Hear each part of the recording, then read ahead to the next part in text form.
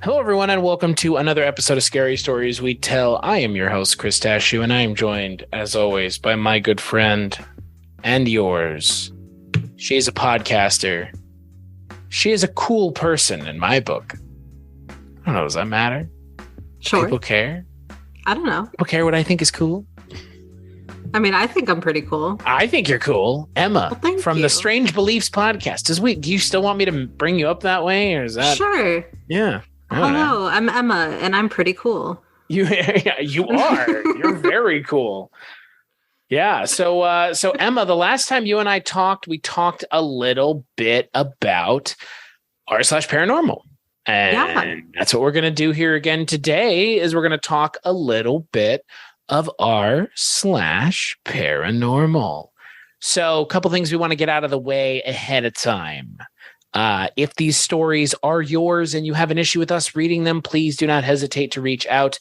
We will take it down immediately. No harm, no foul. Not trying to piss anybody off.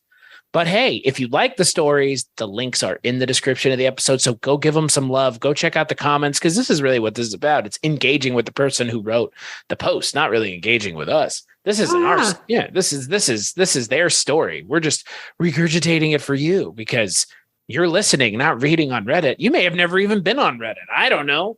I don't know you. I don't know you at all. So, yeah. Obscure audience member. Yeah. So all of that aside, let's get just all the fun stuff out of the way, all the fun things out of the way. r/paranormal, for those of you who do not know, is a place on Reddit, which is essentially a giant message board. Forum. Question mark? Where you can post things. r/paranormal is a repository for all things paranormal, and they are factual stories, and there are also questions and other things. People are asking questions and engaging with one another, but r/paranormal, great place to find paranormal stories. Another great place to find stories is r/ghost stories, where some of the stories may also come from. So if they come from there, we'll let you know, but r/paranormal has a better ring to it than r/ghost story. I was going to say, you can't beat it. No, r/paranormal is great. r/ghost stories is a bunch of ghost stories. Nothing wrong with that, but it just doesn't have it's not as catchy. Let's just put it that way. But both subreddits are allegedly all true stories or all true they say encounters. Upfront, no fiction. No fiction is what they say. Obviously, we must take that with a grain of salt, for it is the internet. Correct. Which we talked about on our Cursed Objects episode. We're not under the assumption that anyone's trying to sell anything on here. So I just believe everybody's stories is factual. Unless they are like really blatantly. Well, and that's, we'll talk about that when we talk about it, because the last time we did one of these episodes, we definitely talked about some stories that were pretty not well done. If that happened to you, I hope to God you're not in the house anymore. So, Emma, as always, I will turn the floor over to you for the first r/paranormal story of the evening. Ooh, okay. I have a few. Oh, great. Let me see. How long is this one? That one's pretty long. Screw it. We're going to do this one. Go for it. So this is by user XOXO Cape Barlow. And the title is The Ghost Encounter That Made Me Believe. Okay. So it goes, I am a heavy skeptic. I don't believe orbs are real, nor do I search for vague faces in photos or think cemeteries are scary.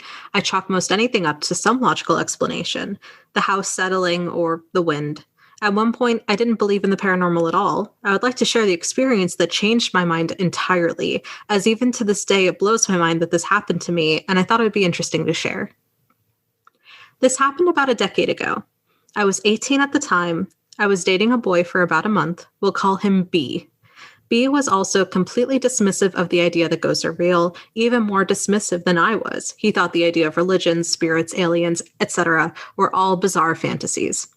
About a month into our relationship, he decided it was time I met his parents. I, being a gothic teen, was extremely nervous, but I reluctantly agreed. He picked me up and drove us to his apartment to meet them. Upon walking through the front door, his mother sat on the couch with her 2 dogs, Chihuahuas. One was brown and one was black. to the left of me, and his father stood in the kitchen entryway to the right of me. He introduced me and we made pleasant small talk. I was so focused on the conversation and my nerves that I hardly noticed the dogs barking until his mother yelled quiet to stop them. We chatted about 20 minutes, then headed out for our weekend plans. About a week later, he invited me over again. His parents were at home, and upon arriving, I noticed only one dog was there. The dog was less timid this time, so I bent down to pet her. B told me her name and a bit of her history, how they adopted her, etc. I then asked him about the black dog, and he got a puzzled look on his face. B says, "What black dog?" User says, "The one that was here last time. It looked like this one, only it was black." B says, "Belle was the only dog here." He looked at me in pure disbelief, told me that they had a dog just like that, but it died a few months ago. I told him the dog had a white stripe down its chest, a blue collar with a bow on it, and that his jaw hit the floor. And then on it, and his jaw hit the floor. Oh, all right, do that one more time. I told him, I'm okay. We're doing this. I'm so good at this. You're good.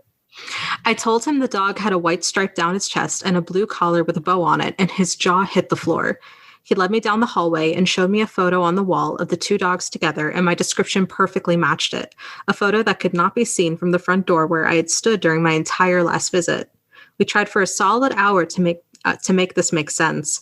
I couldn't have gotten every single detail right, down to the collar. It wasn't something seen from the corner of my eye. I stared right at this dog for 20 solid minutes. It was hardly 5 feet away from me, coming up occasionally to sniff my shoes and barking as any dog would at a newcomer. I undoubtedly saw this dog. To this day, I can see the scene in my mind very clearly. I don't have any history of mental illness or hallucinations. I've never experienced anything like this.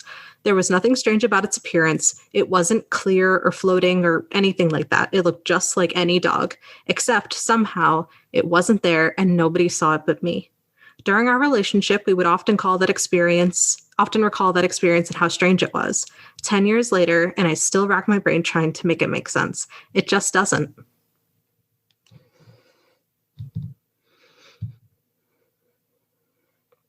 What do you think? Well, so that's, honestly, this is one of these stories where I have very little to disbelieve because my dad has been on this show before several years ago. I think it's 2 years ago now. And he tells a story that's very similar to this when we were at my family's ranch and he saw a dog that was there. They were still building the house, so it attracted animals because they would leave trash. Mm-hmm. And he saw a dog.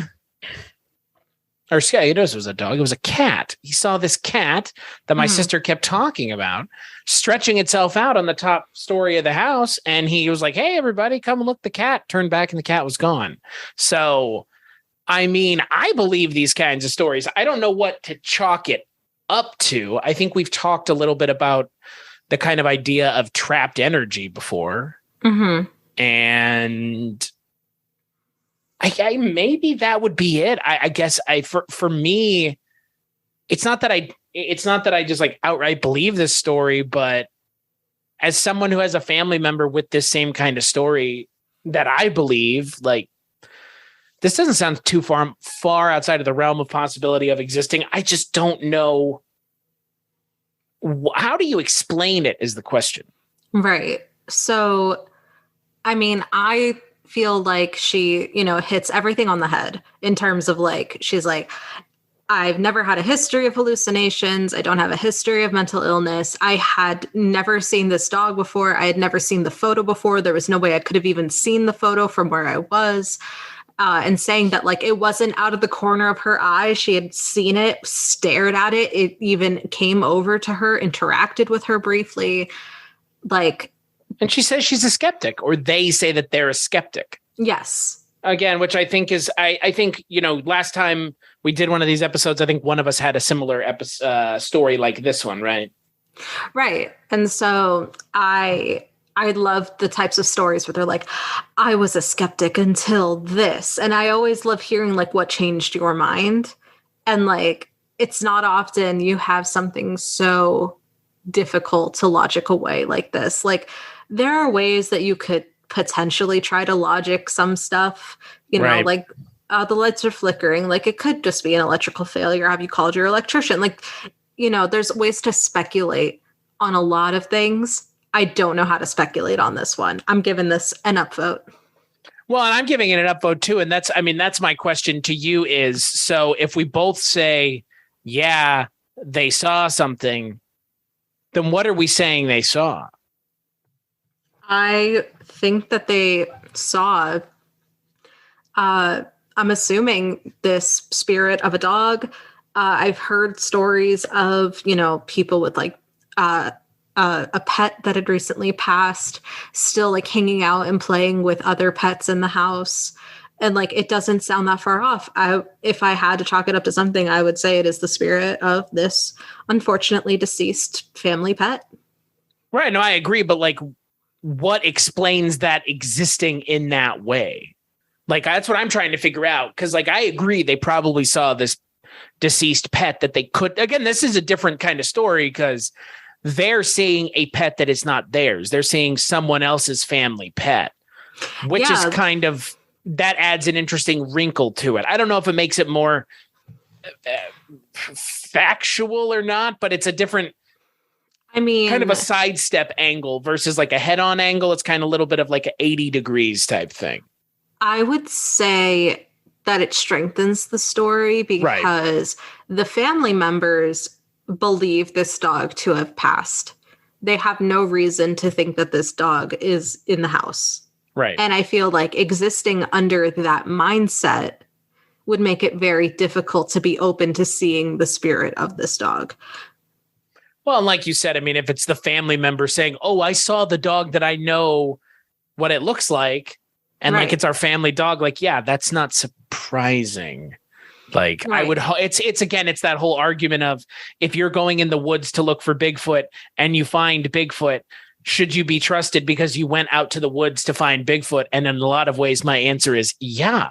If the people who find Bigfoot are out in the woods looking for Bigfoot, then if they're going to be the ones that find Bigfoot, they're going to be the ones to find Bigfoot. So if you're seeing a family pet, it's more than likely going to be a family member who's seeing it. It's normally not just like a random person who didn't even have any experience. I mean, my friends who have come to visit us or who have stayed here or who live here know our animals. Some of them like our animals and care about our animals more than just like, oh, it's, Chris and Kate's cat or dog. Mm-hmm. So like, it's weird because this person doesn't even have that kind of history with this animal. So it's like, why? I guess my question is like, why is the spirit showing up to them? Is the spirit connected to the house? Like what maybe it's a house thing because they don't say anybody else saw it. So you have to assume they're the only ones who saw it. I would say that it's probably a house thing or potentially, connecting to the other family pet. Usually the, bonds between, pets and living under the same roof, Right. Certain pets are absolutely inseparable. Sure. And I think honestly what it is that energy of that pet was probably hanging around. And because the other family members were closed off to seeing it, and this person came in with zero expectations, I think that's really what did it. This person had no reason to believe that this dog should not be there, that dog to be dead, and the rest of the family did. The rest of the family was definitely believed that this dog was fully gone. And I think that closes you off to seeing certain things. I agree. So when this dog's energy manifested for this, visit, I don't know exactly how it works. I don't want to pretend like I do know how it works. And that's what I don't know either. It's like, how does any of this work? And like, that's that's why we're just kind of, grabbing, shooting in the dark, really. Like, right. Because like, again, like they're not saying like, oh, this isn't a limestone house or, we're on top of a magnetic deposit or something. It's like, there's just a house anywhere USA. Nothing about it is special. Like I would assume if there was any of those things, they would have said something. So it's just like a house that this just happened in. So like why? Like it's weird to me. Cause like, again, I think it's just trapped energy, but like how and why is that energy being expelled? And is it being expelled when there aren't people around? Or if I'm sleeping in my bedroom, is there a ghost walking up and down the hallway, or do I have to be there to see it? Again, just another question here. I think the haunting of Bly Manor would say, no, you don't have to see it because that ghost will walk the halls regardless. Right. And that's what I think, me personally. Have you seen the haunting of Bly Manor? I haven't. Oh, well, that's a big plot point. But like, I kind of believe that anyways, because again, like, I don't think that the entire interaction with ghosts is on our side. I think that there is something on the other side. I don't think we're perceiving it for ourselves. I think there is something else going on. Does that make sense? Yeah. So I don't know. It's interesting because again, like, it's just kind of an innocuous little like, oh, and then I saw this dog, and then the dog ran away, and it's like, okay, like, and then that was their dog. All right, sure. I think seeing photo confirmation is like, right. Really, like, imagine being her though. Right. Well, I mean, I'm with you. Like, that's that moment of the story. That's the oh shit moment where it's, oh my God, like, Jesus Christ, like, that's the dog that I saw. Or, it's like, oh my God, like, that's the moment. That's the moment. Like, the only thing that could potentially make it stronger is having her pick from, a bunch of arbitrary photos of dogs. Like, which dog did you see? I love that. Right. I said it before. Right. Well, and again, like, I have no reason to doubt this person. They're posting this story on the internet. Not that I'm saying, oh, well, anybody posting a story on the internet is reliable, but I feel like, I don't know. There's nothing really to be gained by faking these stories.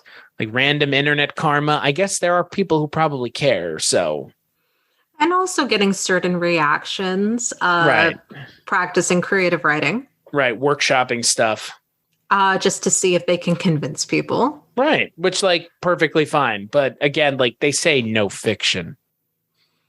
And we must take that at pure face value. I would like to. I would hope that people would be listening when the mods say no fiction. But again, I can't speak for people on the internet who don't listen. So, because one of those ones we read last time was definitely fiction.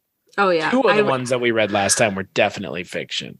I read one recently while I was, looking for some ones to share.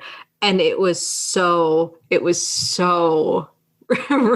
written for the sake of writing a story. Yeah. It was like, one of the lines was like, let me set the scene. And then like towards the end, it was like, oh God, it was something along the lines of like, and then I found out that it all meant like this. I found out there was this meaning behind it, ...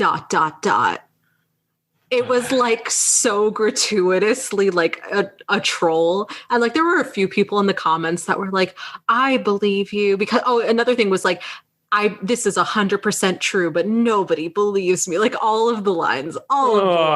They're trying way too hard. They tried so hard, and like, people were bashing in the comments. It was like, don't be mean. I don't know if anybody was like mean, but people were definitely calling it out. And it's like, listen, if you're gonna post to a forum that asks for true stories specifically for the sake of either helping somebody or comparing to understand more about this like crazy world that we live in, like, that deserves some respect. Yeah, but I mean, again, if they say don't post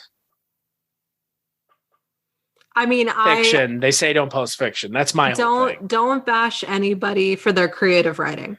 No, I'm not bad. I mean, again, like we read one of those stories last time that was great. It was a really well-written story. The problem is, if I'm a teacher and you're submitting that as an assignment to me, you failed the assignment. That's the problem. Like, it's a matter of like r/paranormal, just like r/ghost stories, is a place for people to share their stories about these kinds of things. And it's not like there's not a place to share those kinds of stories. There are r/no sleep, r/copy pasta. I'm sure r/creative writing. I'm sure that's my issue. Yeah. That's my issue. That's my bigger issue, because we want to read stories from here, and people who are interacting with this community want to interact with stories with good faith behind them. And I'm not saying that someone submitting their creative writing isn't good faith, but there are places to do that where you would get opinions from people who may actually be worth getting in regards to your creative writing ability. Right. I mean, and also, you know, like I said, the big reason why I think it bothers me seeing, you know, stories that are so like obviously like you just wrote this for the sake of writing it in this type of setting.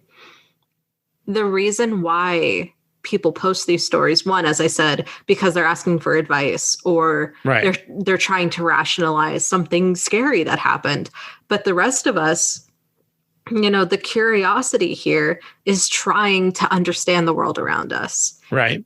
This comparing and contrasting of experiences, trying to see what, you know, science can't explain, logic can't explain.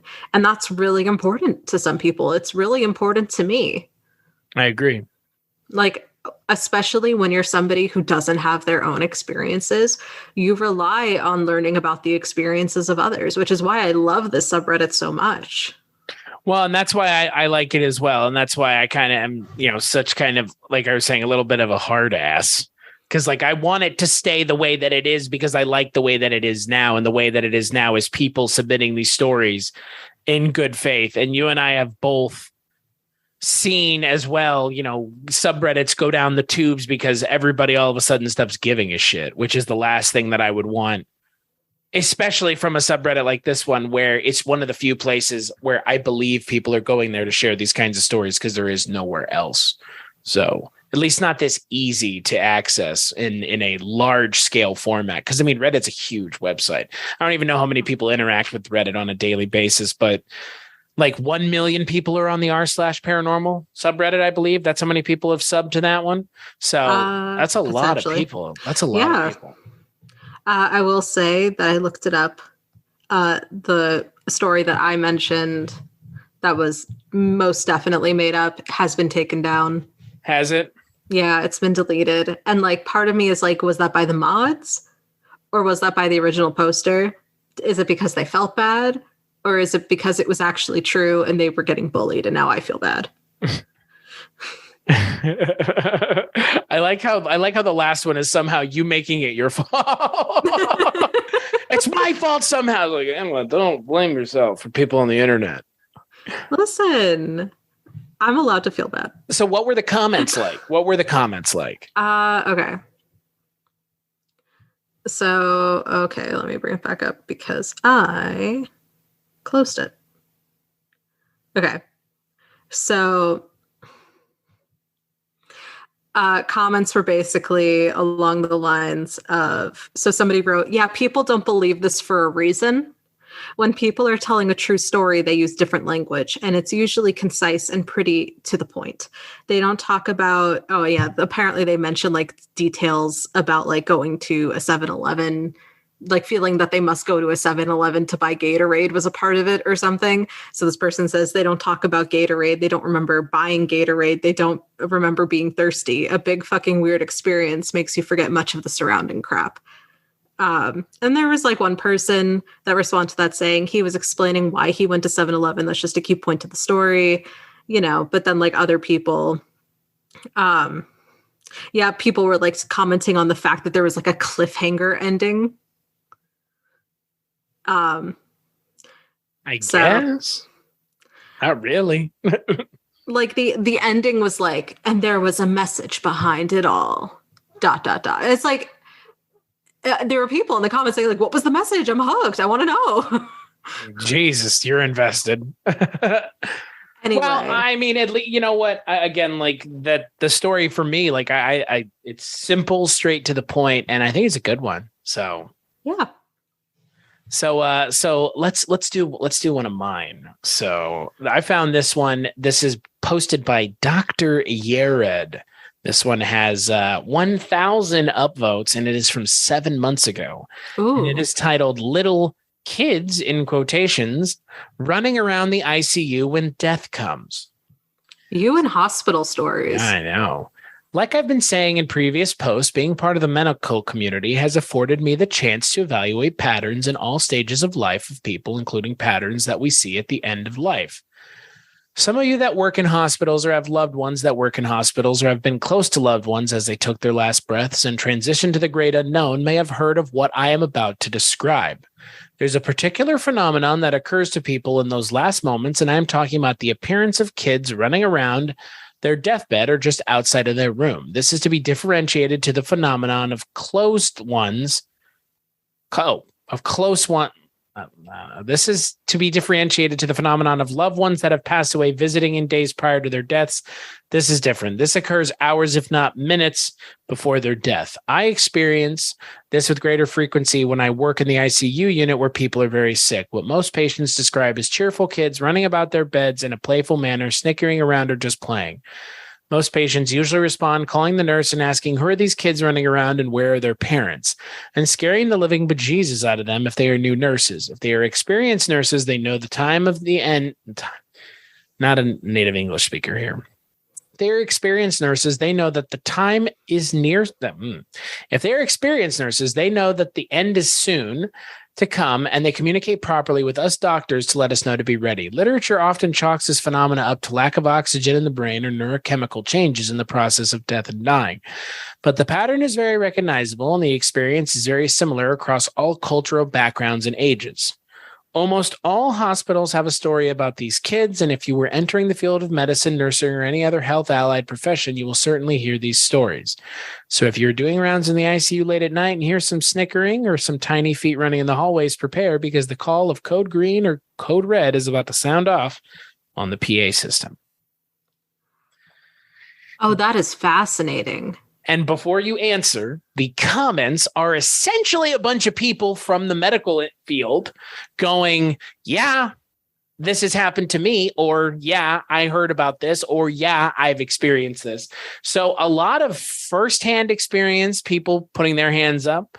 And I mean, this has a ton of comments. It's just got like, oh my God, I don't even know how many, 298 comments. There's a lot. And a lot of people, I worked at 3 hospitals. I've never heard of this. Then some people saying, I've heard of this. Thanks for the insight.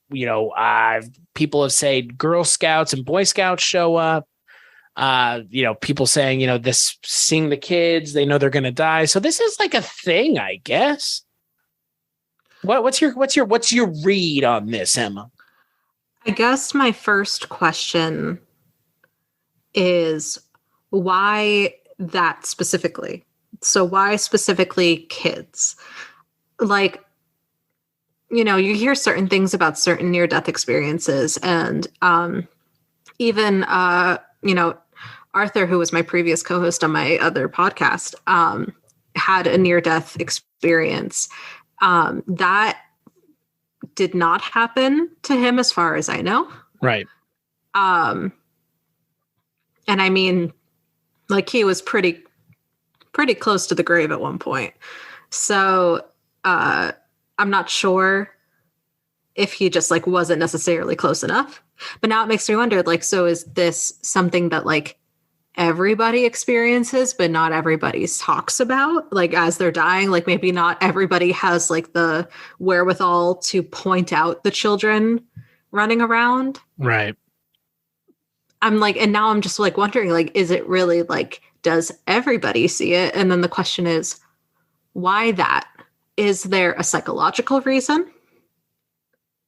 Well, and that's what I was wondering as well, because there is this thing that they say where it's like it happens across all backgrounds and people. It's like, okay, so if how are you giving us any information that that's not just physiological then, by essentially saying, well, it could happen to anybody. Well, then it could be physiological.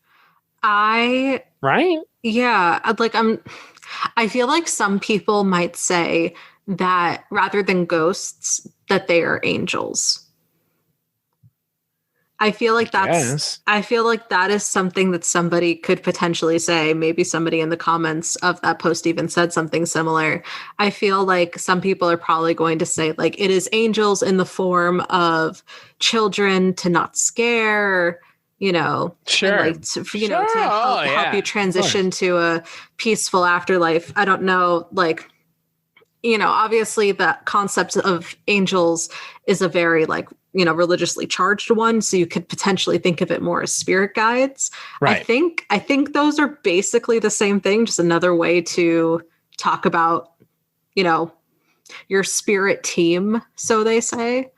But I feel like there could be a psychological reason for it. And I'm just trying to think, like, is it something evolutionary and why? So obviously, like when you are in the process of dying, your brain does what it can to cushion the blow. Right. It starts to lessen how brutal your brain turning off is on your body. And also how terrifying it is. Right. Like, just like losing consciousness in general. Obviously, I don't know if that's, the case for every single person. I'm sure there are a lot of people that are absolutely terrified when they go, even if it is a natural death of old age. But I'm wondering if this is like something that just like a good portion of the population have hardwired into them as a hallucination towards the very tail end of your life. And I guess potentially it's something distracting. It's something cheerful. Like, it's not like they're saying like it's crying children. Like, it's always right. It's like kids having fun. And like, to me, like that could potentially be your brain trying to rationalize, the idea of death is reminding you of youth. Right. And a lot of people tend to feel younger when they're around children. I don't want to say that's for everybody, but at least like I would say evolutionarily so. In order to take care of children, we are able to have more energy. We are able to, that's, I think, something built in for at least a good portion of the population. And so potentially also people with a strong maternal or paternal instinct. Like, I know my mom for a fact loves babies, loves toddlers. We actually today had her friend and his wife.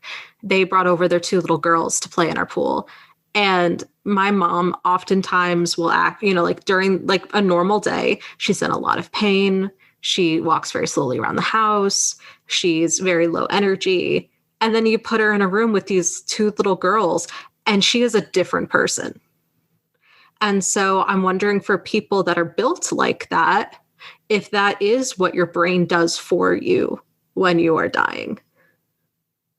Well, and that is the thing that I wonder as well, because like you said, I guess I wonder, like, let me ask you, if this was you in the scenario, would you want to hear kids? I wouldn't. Well, that's what I'm saying is like, because I know you're somebody that does not want kids, and by all means, totally. But I like kids. Oh, kids. Does that surprise you? That does surprise me. Because the closest person to me that does not want children, that is not you, that I've talked to at length, is my sister, and she despises children and does not want children. So I usually associate. I'm not saying that like you have to despise children. I don't even dislike children. I feel like there's a built-in aversion. Unless if it's like, I would love to have, a kid. I just know I wouldn't make the best parent. And because of that, I don't want to bring somebody into this world. Like, also, some people don't like other people's kids. That's fair too. I mean, again, there is that. I mean, but I would agree with you. I don't know. Okay, how about this? You're bringing up trauma, Emma. Oh my God. Okay, wait, hold on. So you're on your deathbed. Yeah, I'll set the scene. You're on your deathbed. Set it for me, bro. You're on your deathbed. Okay. You're in the midst of dying. Great. You know it's coming. How did I die? Old age, natural causes. You're in the ICU. You've had a long, fulfilling life. And as you're starting to go in and out of consciousness, you're feeling your body shut down on you. You see children that weren't there moments before How did they get in here? But they seem to be having a great time. How do you feel? What are these kids? What are these kids? Who in the I don't know them. I don't fucking know. I would be fucking terrified. Why is terrified. old you more Southern? I don't know. Why not? I'm just like that. At some point, it's going to become like a Southern rapscallion. Just an angry old Southern man. What are you doing in my swamp? I'm a fixing to call the police on you and turn you over to the authorities. I hate that. I hate it too. I don't think I would want to see children. What about you, Emma? Would you want to see kids? It's fucking weird. It is weird. I don't know if children necessarily is like something that I would want to see, but I do think it would be distracting and potentially nice depending on like how obnoxious it is. Like if they're like running around and like screaming, then I'm like, I'm dying. Can you like give me some space, please? Thank you. But like, you know, if they're just like some like delightful little tots drawn on the floor, you know, like on like copy paper and crayons, like it's kind of nice. I mean, I don't think it would be like my top 10, you know, what I want to see moments before I pass. I feel like there are other things potentially that are also delightful and distracting that I would prefer. Well, and that's what I'm thinking is like, I don't like, for me, there's no just some random kids. Cause like, that's the other thing. They're not saying like it's kids that they recognize. They're saying it's like, who are these kids? Like they're scared. Like, I don't read this story in like a positive way. I read this in like a strange and like upsetting way where it's like you're dying and these random kids show up and you're just like, what the fuck is going on? I see 3 possible reasons, and they all come from 3 very different schools of thought. So the logical reason would be what I'm describing, which is the potential of this being an evolutionary trait in certain people to cushion the blow of death. Okay. So let's go down that route. Well, I mean, I feel like I exhausted that pretty well. I mean, but I mean, like to your point, like if we go down that route, that's like what the most like grounded explanation? I would say that is the most logical grounded explanation. Okay. So the next explanation would be the religious explanation. And that would be potentially angels and or spirit guides, that these are just the form of your angels helping you transition or your spirit guides helping you transition. Right. And I think the last way to view this is that those are just straight up ghosts. Like these are children that have died in this hospital and they're still here. Like, and they're like, hey, it's not so bad. We're having a grand time, you know, we stole the crayons from the room down the hall. I mean, that's my point. Like if it's just random kids that you're seeing, what I don't know. I just don't get it. Like, I think all 3 reasons are equally likely depending on your belief system. If you are a total skeptic, I think it's fair to say that this is probably something psychological. If you are very religious, I think it's fair to say that these are angels or spirit guides of some sort. And if you're just like into the paranormal shit and nothing else, then it's ghosts. I mean, like, I don't see any other thing that it potentially could be. I think those are like the only 3 explanations. Correct me if I'm wrong. Can you think of anything else? No, I think you're 100% right. I think for me, I think that they're seeing something. How or why or what they're seeing is unimportant. But I genuinely believe these people are seeing something. But yeah, I think there's only 3 possible outcomes here. Which I think it is. I don't know. I don't think it's ghosts. Yeah. If it's I don't know. If it's ghosts, it is children that have died in the hospital. And so at that point, the way that you would prove it, which you can't because the person's fucking dying, but let's say that they had the wherewithal and you had the time. They point out children and you say, here are some photographs. Which were they? Right. Like, you know, identify the ghost children that you're seeing. If they are, you know, patients, like here's a photo book of arbitrary children. Some of them have been prior patients that have passed here. which have you been seeing? And if they point to patients that have definitely passed, these children that have definitely passed in this building, then boom, it's ghosts. Hands down, no other explanation. That's like the only way that you could prove without a doubt, in my opinion, that it is ghost activity. Specifically is, again, like, can you identify these children? Here is a photo book of all children patients we've ever had.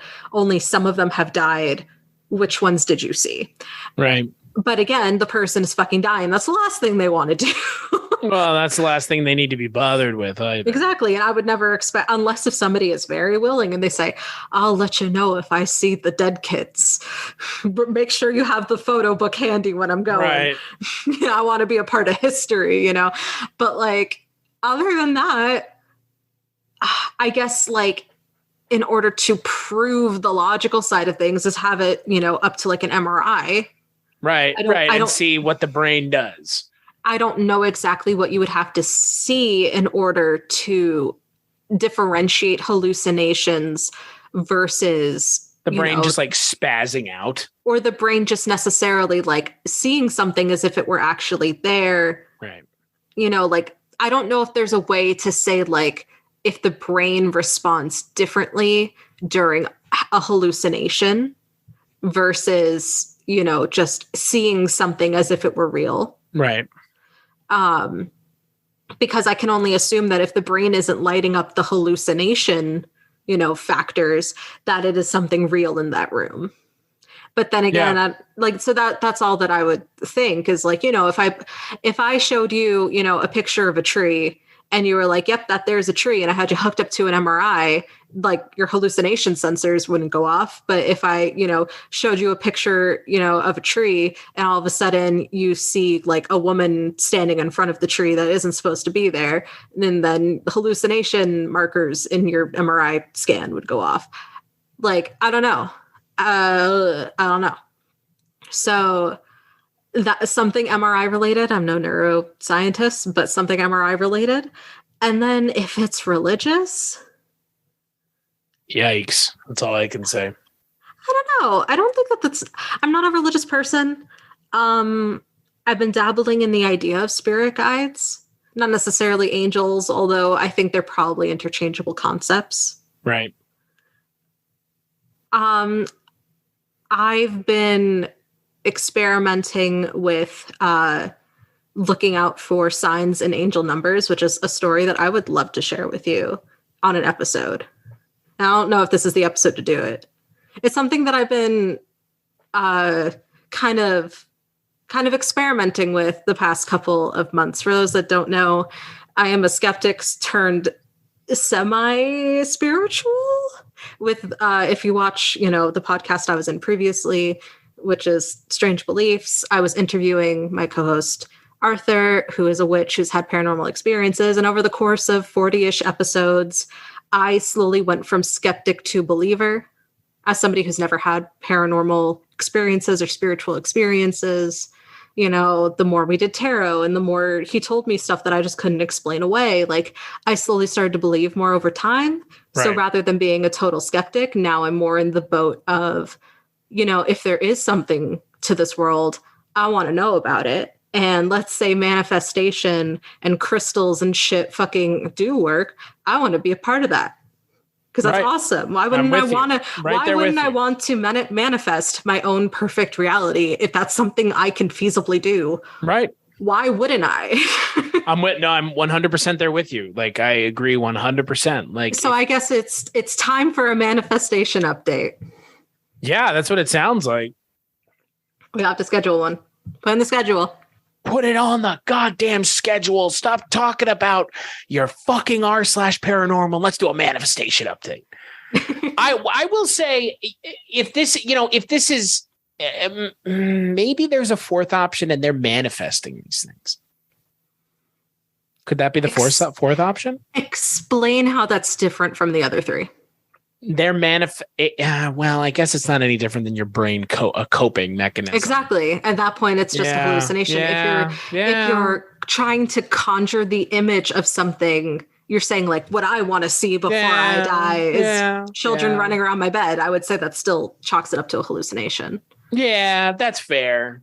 And if you say like I'm but like, what if they were making they were making it happen though? Like hallucination is like when you say hallucination, it sounds a little bit like they're not hands on with it.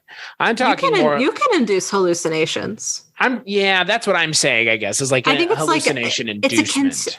I would say it's akin to lucid dreaming at that point. That's fair. I would say at that point, if you're potentially in a state where akin to lucid dreaming, like, if you're sleeping and you're asleep, you're dying and you're dying, and you're like, oh, my brain's doing wacky things. Let's just have fun this last half hour while I'm on this earth. Right. But that would still be a hallucination. It would just be a lucid hallucination. A lucidation? Yeah, I guess so. You're right. A hallucination. Hallucination. I think so. I mean, I think you're right. So... Couple interesting paths we went down with this one. I mean, hey, this is not my first rodeo with r/paranormal. I've been doing this before you. Whoa. It's true. Hey, I had to. This is the kind of conversations I've already been having. And we do have a couple. If you like this content, you could check out my old podcast because I do have some episodes like this, except it is with somebody who's had paranormal experiences and is a witch and is kind of, I would say, not an expert, but definitely very knowledgeable. A lot less high energy than me, too. You were the high energy one over there, not me. Oh, of course. I know, but here you're not the high energy one. The dulcet tones of his British accent. The dulcet British tones, correct. But yeah, I mean, I really like this. I wish I could say it's as like cut and dry as the story that I'd shared, like I can't logic that away with anything. Like you can't say that's a hallucination if she had never seen this dog before and described it perfectly, Right. I agree. Well, and this is, I mean, for me, this is like anything else. It's just, once again, it opens up a lot of questions for a rather innocuous story. Like, it's just like, you're hearing kids like before you die. Like, okay. But like, if this really is that common, I want a documentary on this. Yeah, me too. I'm with you. I would watch a documentary about the ICU children. I would. Hands down. It's interesting. It's an interesting, I don't know. It's an interesting kind of side avenue into the death question because it interacts with death, but like not in a way that you might expect. Here's a question. And not one that you can answer, but for the sake of conversation, does this happen outside of hospitals? Well, probably. I would think so. Because if so, I think that's an even stronger point for not ghosts. Like, I feel like that would knock ghosts out. Like, if this happens outside of hospitals, I feel like that's not ghosts at that point. It's either religious or a hallucination. Like, at least we could knock one out, So I think if people are seeing them outside of the hospital, then I think it's just the brain doing it. But it still could be spirit guides or angels. I don't think being outside of the hospital negates spirit guides or angels. If anything, well, no, I wouldn't say it makes it stronger either. I feel like location at that point is arbitrary, but at least we can knock out ghosts because I highly doubt that you would just have like several, children that all look like they're of the same era exist. Like if you had like a death, an at-home death, like you're in your bedroom, like it's like you're falling asleep, like in bed kind of thing, and you're seeing children around your bed there. Right. Well, then you have to ask yourself, like, do they look like they're all from the same time period? Because if so, why did 8 children, all in the, I can only assume 2000s, all die in this one house? Well, and that's, again, like that's the other question is like, what do they look like? Because if they look, it's a whole thing. Yeah. But if it only happens in hospitals, I think that's a very strong case for ghosts. Agreed. If it happens in hospitals and nowhere else, except in places where a lot of children have died, like I would say that's a very strong contender for just straight up ghost. I agree. But I don't think either way knocks out the logic side of things, which is we need to hook these people up to an MRI and we need to see if they're hallucinations. Yeah. And that would rule out everything. Well, it's interesting either way, because again, like the brain is fascinating. The brain is a crazy organ. The brain is absolutely fascinating. And like that is, I think, being on the fence with a lot of this stuff, like coming from the skeptic side of things and being where I am now, I love just talking about like how the brain can convince us of things either way, right. Especially when you talk about manifestation, because, you know, there's this idea of like, you know, if you say something enough times, affirmation wise, you can convince yourself of something. And that's because the brain is really fucking cool. And then the question is, if it starts to reflect in your reality, is that because now you're just more likely to notice it? Right. And like, or again, are you actually making it happen? Right. And so it's just the brain is so cool. We are a brain. We're just piloting a meat suit. We're just fucking bone mechs. It's awesome. Brains are cool. The brain is the only organ that named itself. Damn right. Brains are cool. It's freaky shit. So Emma, do you have another story for us? I do. All right, drop it on me. All right, let's see. What do we got? I got a couple. I always forget where saved posts are on Reddit on my phone. Okay. Okay. I'm thinking. I just have so many. I'm seeing if I want to do a shorter one. You know what? I don't think the length of the story really matters because we're going to end up talking about it for 20 minutes anyways. So fair. I don't think like we've really, one of those things we did last time was like a question and we talked about it for 20 minutes. So these are just like that thing. Those like conversation starters that you have on tables at Cracker Barrel. I have 3 that I could pick from. You pick. I'm ready. I'm waiting. Okay. We're going to do this one. So this is by user Alita88, titled, "I clearly remember dying. Why am I still alive?" And it goes, Okay. "Honestly, I had no clue where to post this, so I thought, why not here? So please bear with me because this might sound crazy. I want to say this before I start. I'm a 28-year-old female, healthy of body and sound of mind. I don't do drugs, I don't drink, and I'm not under any form of medication. I haven't experienced anything paranormal in my life." Second time now that we've heard this. That is true. I do think people feel like obligated to say it just so that way, no, but you know, just like rule it all out. I agree. I don't know if it's necessary, but I agree. I'm on lots of medication. I've never had a paranormal experience. Right. All right. But anyway, that being said, so I haven't experienced anything paranormal in my life except for that one dorm room, which I lived back in when I was in college. Even then, I never saw anything. I just felt something, which my roommates also experienced at the time. With that out of the way, I'm going to tell you exactly what I went through. A week ago, at about 2 p.m, I was coming down the stairs from the second floor to the first floor in order to feed my dog and cat.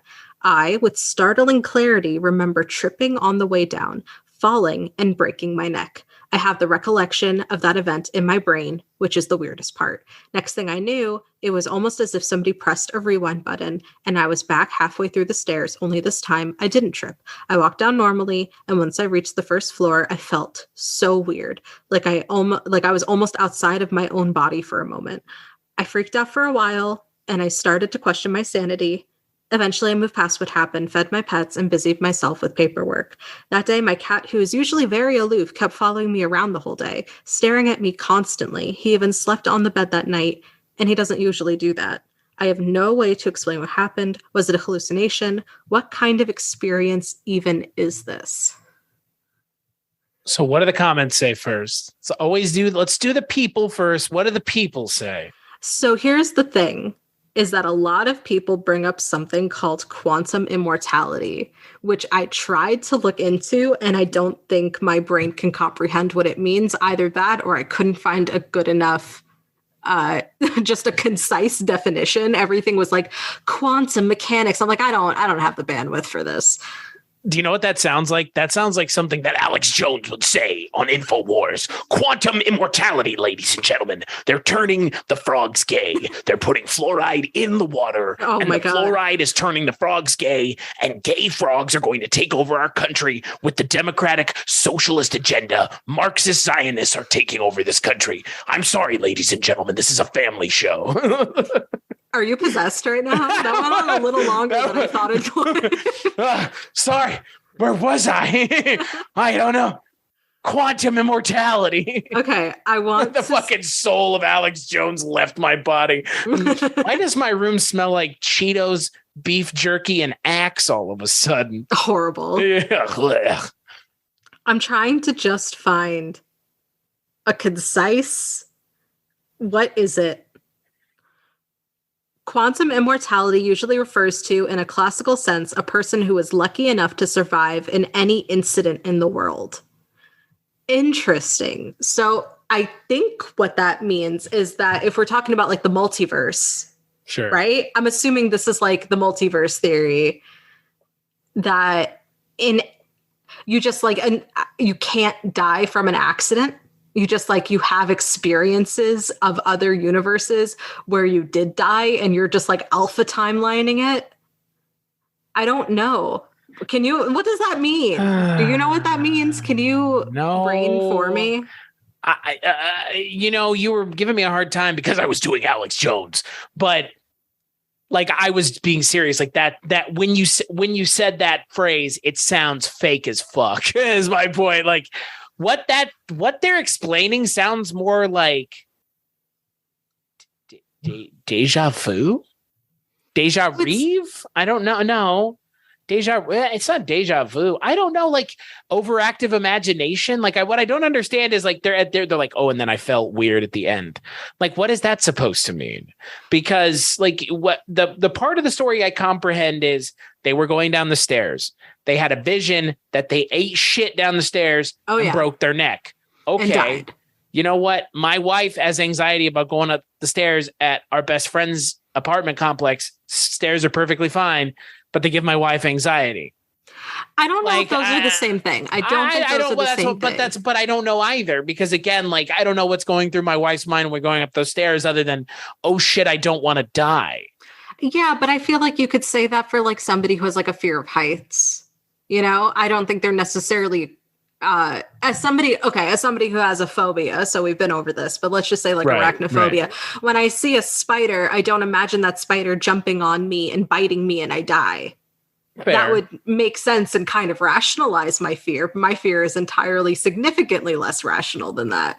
And that's usually when you have a paranoia, an anxiety. I'm sure some people do hallucinate, but I mean, this person said that they are sound of mind, sound of body. And they like, this is their home. They were going down, doing something very routine. It didn't sound like they were anxious. It didn't sound like there was much forethought at all. Nope. I think like if you were to break this down, you could say it's a very vivid hallucination of an intrusive thought, potentially. Right. But I don't think that that's anxiety related. I'm trying, the only so the logical thing is hallucination via intrusive thought, your brain just reminding you like, hey, don't be a dumbass and trip down the stairs. But like to feel it. Right. And that's what I'm saying. Like they said, I felt weird. It's like, what does that mean? I think like you experienced this and then like they said that it felt like they were like rewind.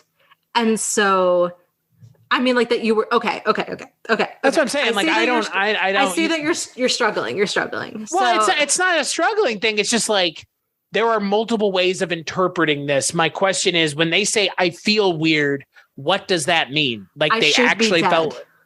I should be But dead. what does that mean? Like they feel like they're now existing outside of the timeline? Like I'm trying to figure out what feeling weird means, because that is beyond subjective, right? I think they say it in the title, I should be dead, why am I not? I feel But weird. it's the feeling weird part that I'm getting hung up on, because everything, but I feel weird because I experienced dying very vividly and it was terrifying, but I'm actually okay. How did that happen? So when they made it to the bottom and the bad thing didn't happen, I also would feel weird. I don't know if that's something you can necessarily put into words. I'm using my empathy brain and I'm imagining this happening to me. And I can very vividly feel that weirdness, at least to an approximation of just like, I too would feel very weird, unsettled. well, and see, here's the thing. So we've talked about it before on the Halloween episode last year. The thing that happened with me in that elk when I was driving to Phoenix last year, which is a legitimate near-death experience. Like if we had slammed into that thing, we would have died. There's no two ways about it. So I don't particularly remember feeling off afterwards. I remember a shitload of adrenaline, but like you were shaken. I was shaken, but I wasn't shaking. Does that make sense? Like I was very calm and collected outwardly. Inwardly, it was a different story. I think that's your problem right there, is that you experience these sorts of terrors, horrible things in a calmed way, because that's how you learn to cope with big, scary things. You were like, I must remain level-headed in order to make sure that things are okay. And that's the way that you cope with big, scary things. Yeah. I guess I don't know. I again, like it's my whole thing is like, I have experienced what they are talking about. And it's like, it is scary, but like, I just want to know what they mean by it feels weird. Like if they feel like they should be dead, and I'm not saying I want to know what that feeling is, but like, I kind of want to know what that feeling is. Like, I want to know what that feels like. I think the reason why you didn't experience it during the whole elk thing is that you didn't have the chance to. You were driving. You had a place to be. You didn't just pull off to the side of the road, put your head in your hands, and say, I need 20 minutes, which is something that I would have done. Well, I probably should. I probably should have. You probably should. You probably would have made better decisions if you did. Rather, I mean, I'm not saying that you made bad decisions, but I'm just saying that I probably would have made really horrible driving decisions if I didn't give myself some time to process what had happened. I don't think you gave yourself a chance to process until you were finally off the road. And then by that point, it was so far back, you didn't really have a chance to really think through vividly what had taken place. You sort of were like, I am in a position where I cannot, and I must bury this and move on. And so when you finally had a chance to sit down and say, holy shit, I could have died, it wasn't super vivid in your brain because your brain already coped by pushing it down. Yeah, maybe. I bet Kate probably feels differently because she had a lot of time to process because she wasn't driving. Yeah, but she's stronger than I am. So I mean, she's stronger than I am in that respect. It probably rattled her less than it rattled me. But I would say that this person, what they experienced, when I feel like you experienced something terrible, horrible happening. You know what? Actually, you know what? No, we're going to look at it from this lens. Have you ever had a dream where you died?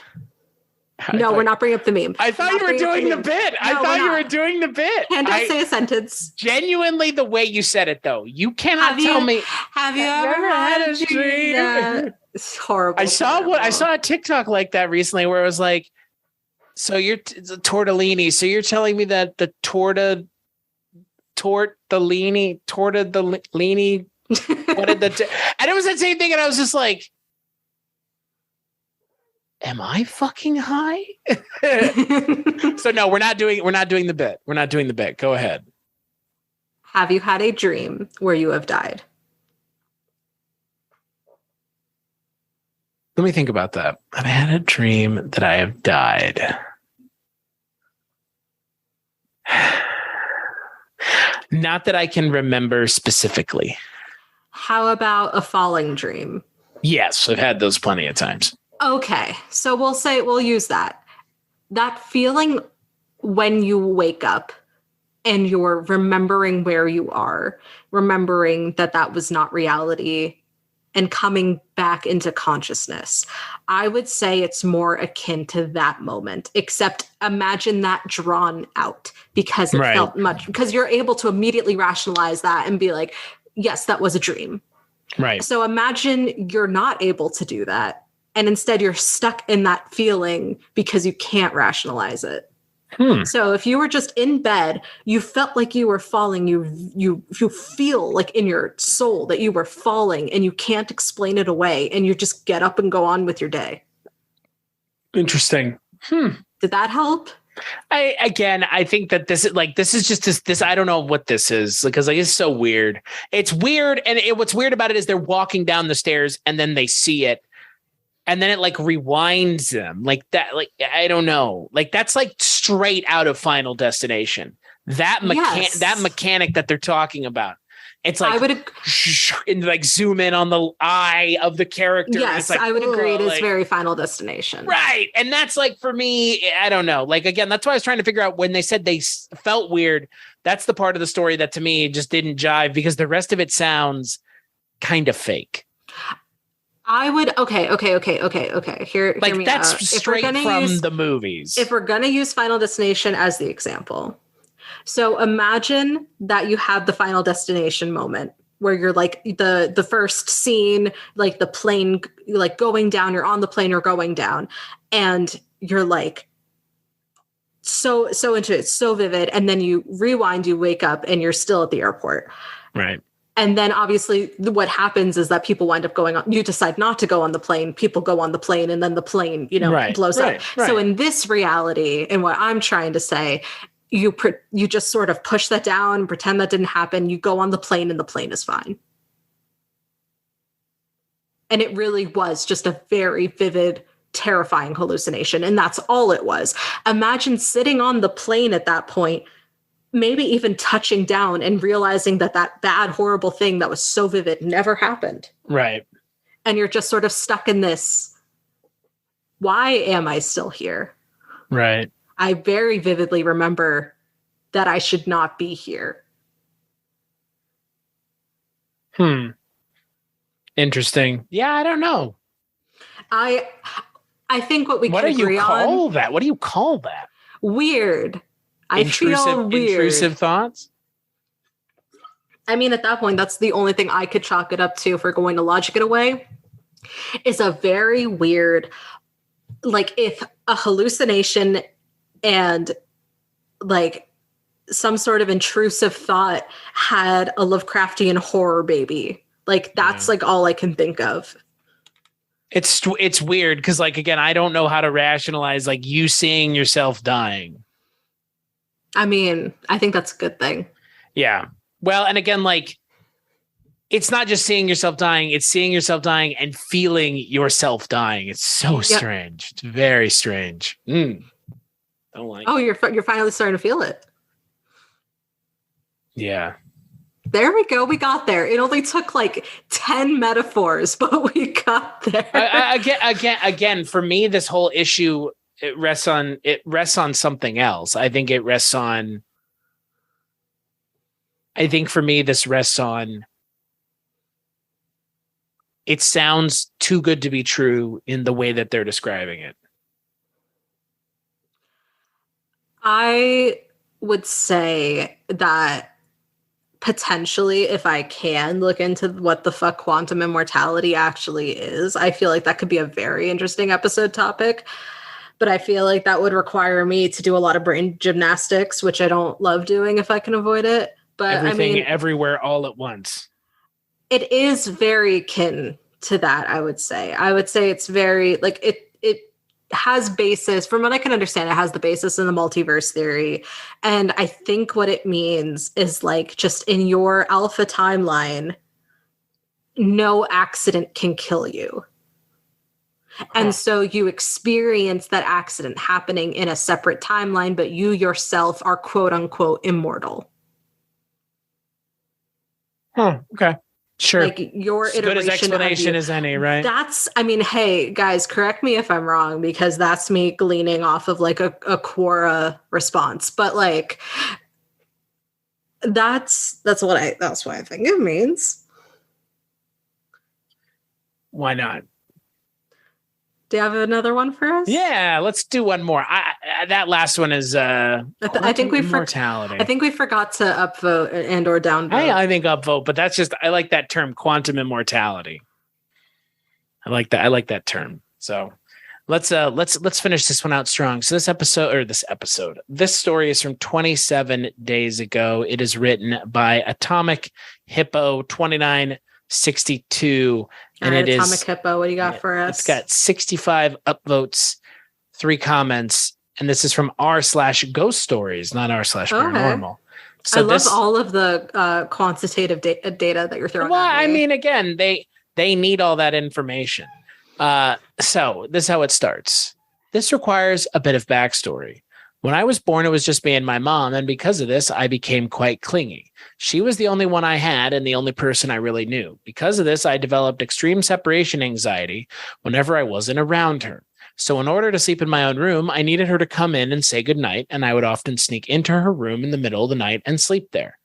Every night, I would yell for her to come into my room. She would sit on the edge of my bed, reassure me it was safe, turn off the lamp next to my bed, and close the door, having it just cracked enough where a little bit of light would shine through the hallway.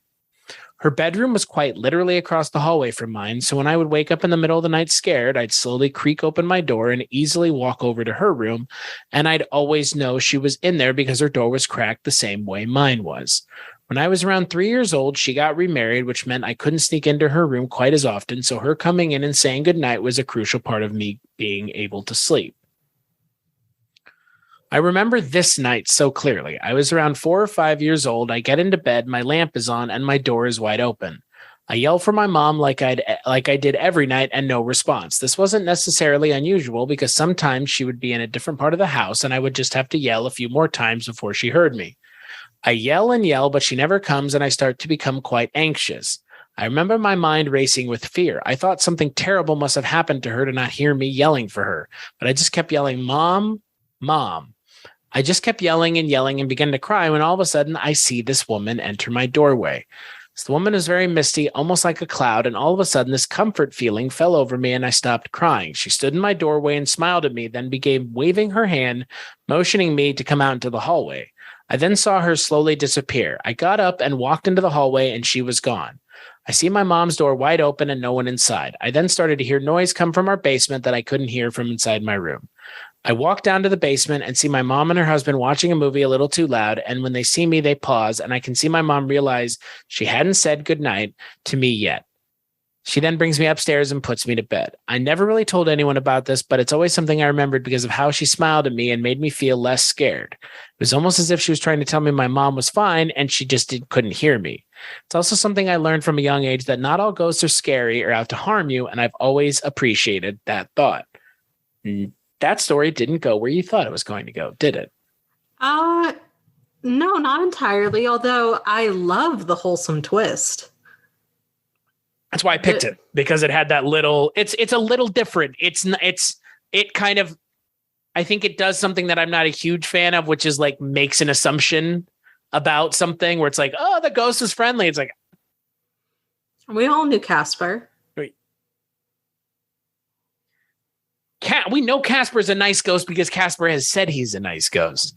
This ghost just went and disappeared. So I don't know. Did Casper call himself a friendly ghost, or was that a label that was given to him? Self-described friendly ghost, Casper. No, I think that was just like because he was really bad at scaring people. So it's like his uncles or whatever the fuck were like, he's a friendly ghost, and that's then friendly parentheses derogatory. I like that. I like that. His uncles. They are his uncles. That is true. I think that's what they were called. No, they are. They are his uncles. Yeah. Can I please Can we get on a t-shirt, friendly parentheses derogatory? Friendly derogatory ghost. The comments are just like, oh, thank you for sharing, and oh, great story. What do you think of this story? I mean, the first thing that I think is, sure, ghost. Who died in that house, or what ancestor is attached to you that you don't know of, that just wanted to let you know that your mom was downstairs? Like, what a benign, simple thing to only happen once. Right. Like, it's not like other, paranormal activity surrounded this, according to the story. Like, this really seemed like a one-time thing. So to me, this very much says ghost, potentially guardian angel, if you want to get back into that. Right. But I'm going to say ghost because the whole like see-through thing. Although, I mean, we said in the dog story that it wasn't see-through. I don't know ghost rules. I don't know ghost rules. I don't know if like it's dependent on amount of energy or some shit. Like, that is literally something that we can only speculate on as humans, is what it takes to make a ghost look the way a ghost does. Because if it's like, I could understand potentially like, okay, it's energy related. So like a ghost with like depleted energy is see-through, and a ghost with more energy is solid. Right. Again, like that's, yeah. Or is it more based off of how you perceive them, not necessarily how they're presenting themselves? Well, and again, that's the question. That's the question that we kind of ask. But it is besides the point. I think the point here is that whatever this thing is, it is obviously benevolent. I think that's, like, a lot is to say how you feel when you see it. Like, I would say most definitely either the spirit of a loved one, potentially an ancestor. I can only assume because this person didn't seem to recognize. So I'm not going to say like a grandparent or even a great grandparent. I would say a couple down the line from that. Potentially one that you've just never seen a photo of. Maybe, especially like if your family, also 3 years old in this story. Right. And I mean, at that point, you have great facial recognition. Right. And obviously just like, it's hard to remember at that point.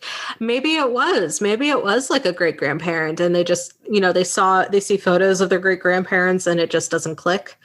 But either that or somebody very kind died in that house, or spirit guide. Yeah. And again, like when I was reading this story, I wasn't expecting the wholesome twist. I was expecting like there was the woman standing in with the title, like the woman in the doorway. Like, you're expecting kind of one thing, and then it plays with your expectations. It's something else entirely. And I'm with you. I like that because again, like, 3 years old, I guess I might interpret it this way. Again, I don't know. It's interpretation kind of doesn't matter really, right? Right. They didn't feel threatened. And I think that's what matters. And I'm glad that they could feel comforted by this type of presence. Yeah. And again, like that for me is like, okay, so they weren't feeling any untoward negative emotions, so must not have been bad. All right. I could get down with that. Sick. Right? Yeah, I love it. I'm so happy for this person to have such a great experience. I feel like that is very normal with children. Like when you hear, usually it's like you see the ghostly figure and they play with you. Right. And you're like, mommy, there was a nice lady in my room who told me how to play with my toys or something, or like read me a storybook.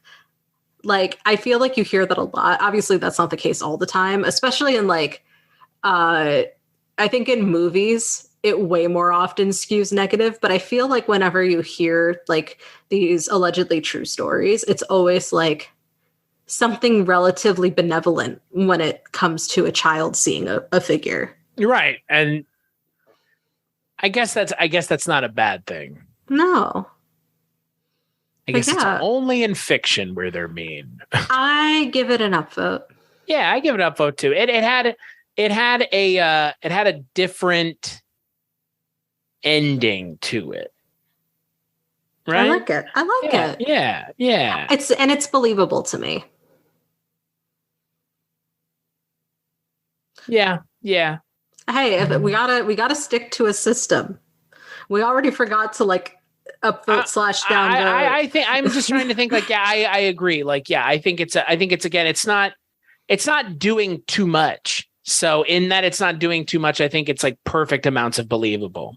Yeah, it's a very short, concise story. It makes sense that you don't have like a ton of memory about what this person looked like. It's not like they described exactly like facial features or like, hair color. Like it was just a woman see through. Right. Misty. Because you were 3. Right. Exactly. Like at that point, like how much memory can you like visual memory can you really have? Yeah, and again, like that's kind of the things about this story that I like are that it kind of has these weird modifiers that are like, oh well, you can't have it adult, so it's like a kid seeing an adult is different than like a teenager seeing an adult or an adult seeing an adult. So yeah, I like that. Yeah, no, this was a good one. Definitely an upvote for sure. Hey, so do you have a question for me? I looked, and like the problem with the questions is like sometimes they're like not really questions. It's like, do you guys have it's like people asking for scary stories, and like I don't know, like some of these like you don't have any. You have told me you have never had an experience, so it's like you can't answer that. Are we gonna nix the question? Well, I don't know. Like I'm looking here. Well, here's a good one. So maybe you'll have an answer for this. What is the most terrifying experience you've had in your life that you believe can only be explained as paranormal? I know you have ones. Yeah. For sure. Do I? That could only Do you even have anything borderline? Like you've never even told me anything that's like borderline. Okay. Maybe something. Okay. This will be a first. I've never heard this before. If you tell this. I mean, I have horrible memories, so I might have told you for all I know. But I don't know if I said it on the podcast. When I was 17, I was working as a pseudo camp counselor for half the summer. It was actually a horrible job, and I'm not going to get into that. But basically, a couple of the camp counselors one night, specifically, there was like one guy who was like he came off as like very alternative. Like he was maybe like 2 years older than me. And he was like, he said that he had an Ouija board. And he wanted to like go into, there was like a building that was unlocked on, campgrounds. It was almost like, like a dance hall, sort of like where like the big mirror, and like the wood floor. Yeah. So it was like, it was a big room like that. And it was nighttime. It was unlocked. So we were able to go in. He brought his Ouija board, a couple of other things. Like, he brought like his lighter. He brought like a pentagram, which wasn't supposed to be seen as satanic. It was supposed to be seen as like a protection thing. He did like protection-esque things. It wasn't like demonic from what I could tell. Okay. He seemed very knowledgeable. He was giving me and a couple other people pointers on like how to use it. And so we did the thing. Okay. And I mean, yeah, I'd be lying if I said I wasn't a little scared. Right. Just because, I mean, we're in a dark room in a creepy at night building. Mm-hmm. Yeah. With people I don't know that well, fucking around with an Ouija board, which I've been told many times by many people not to do. Correct. Even if you do have best practices.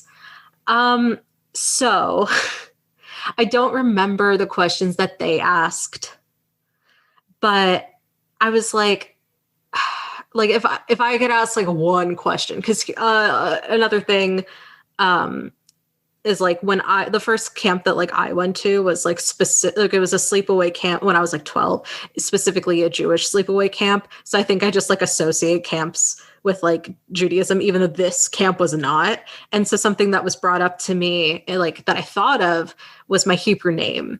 And I wanted to know if I lived up to my Hebrew name. In that moment, I was 17 and very insecure. So for those that don't know, my Hebrew name is Elisheva Bracha. And the bracha part means blessing. And the reason why I was named that is because my mom had 2 miscarriages before me.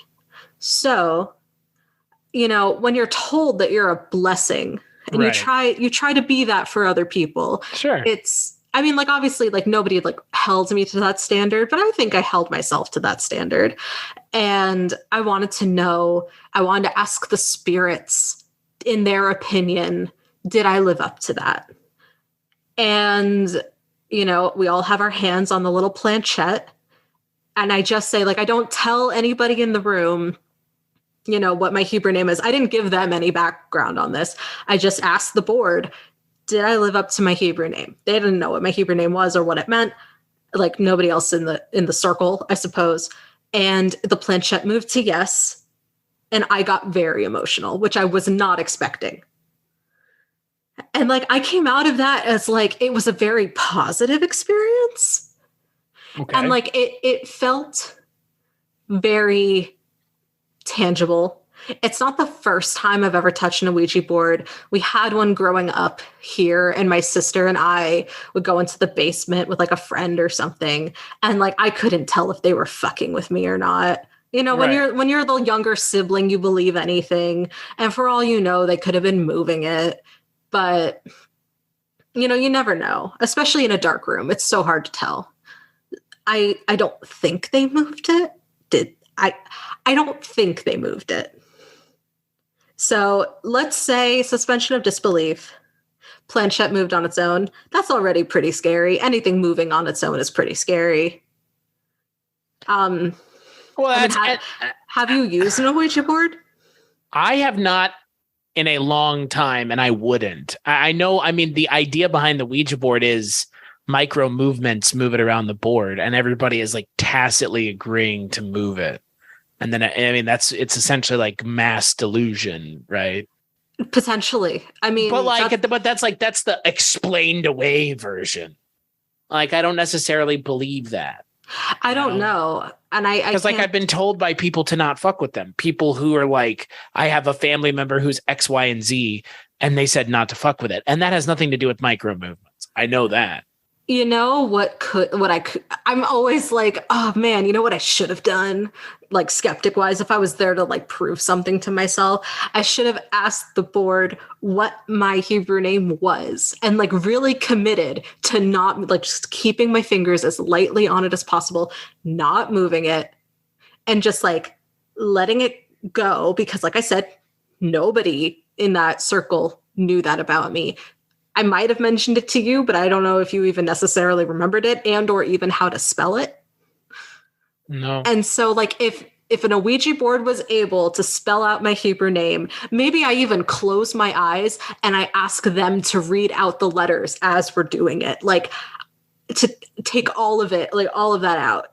Just maybe then I would say, I don't know if every single time you open an Ouija board, it's spiritual, but that time it was. Obviously, when you open up, you know, any potential gateway, you welcome, you don't necessarily welcome, but you have the potential to welcome in bad energy. I'd like to think that this person did all the precautions, if that was the case, but you never know. I don't recommend using an Ouija board, but it was a positive experience. I remember being scared. And I can't really explain it away other than they all just decided to move it to yes. And I got emotional because I'm a big baby. I don't know. I don't think it's that. I mean, again, like Ouija boards are like dowsing rods. Like it's not, I don't know. Like I believe in Ouija board more than dowsing rods, but at the same time, they were easy to debunk. But I don't know. Like like I said, I've had people tell me don't fuck with Ouija boards. So it's like you don't say that about something that's just a lark. I mean, like I will say that I wound up getting fired So, I mean, it was my first job. I don't think I was doing a bad job. I did wind up getting fired for some really dumb reasons. So maybe I did open up a bad spirit to give me some shit luck. Maybe. Because that was some really shit luck. I'll have to tell you outside. I don't think I have told you how terrible this job was. I don't think it's very scary stories related, although atrocious business practices are pretty fucking scary. Yeah. The scariest story of them all. Capitalism. Right. I think for me, like, obviously I've had multiple stories of things that have happened that are paranormal. So I don't even think I can really answer the question. It was more a question directed at you. Cause like we've said, like I have a couple episodes of this show, an episode on your show where I talk about the things that have happened. Yeah. So it's like, I don't need to talk about it again. You know, just a couple of ghosts chilling in your house. No yeah, something. I think I talked about it on the last paranormal episode we did. Probably. Even, so just talk about it every time and just really feed it into the ground. Right. That is every time now I'm going to tell a story. So yeah, I didn't know that story. So I don't know what to tell you. It sounds Do you upvote it? Yeah, I think you've got a good story, and I think your story is also one that, again, like it's a Ouija board thing, and like people have really strong feelings about Ouija boards. So I don't recommend it. You shouldn't do it, even if you're somebody who like really knows what you're doing, unless this is like something that you do for like a fucking living and you're very good about cleansing your energy or some shit. Even then, I don't know if I recommend it, but just if you're an amateur, stay away from it. Like I said, I got fired. I don't know if that was because of the Ouija board, but I'm sure it didn't help. Right. Yeah, I'm with you. Yeah, just don't mess with them. I mean, again, they sound like fun, and you can probably have fun with them. It was a great bonding experience. You know, like I said before I got fired, I got to hang out with the actual camp counselors. I was a glorified babysitter. That's really what I did. So I got to hang out with like the actual camp counselors. That was pretty cool. But like, you know, you can get that same experience going to a graveyard at night or watching a scary movie with some friends. Like, you don't have to fuck with an Ouija board to feel that. That's fair. That's very fair. But yeah, I think that's all I got. Yeah, I was about to say, Emma, if another r/paranormal is in the book. So when you're not here talking about that with me, where can people find you? Floating in the universe, just sort of existing. If you guys are curious about my previous podcast that I mentioned several times in this episode, so that is Strange Beliefs.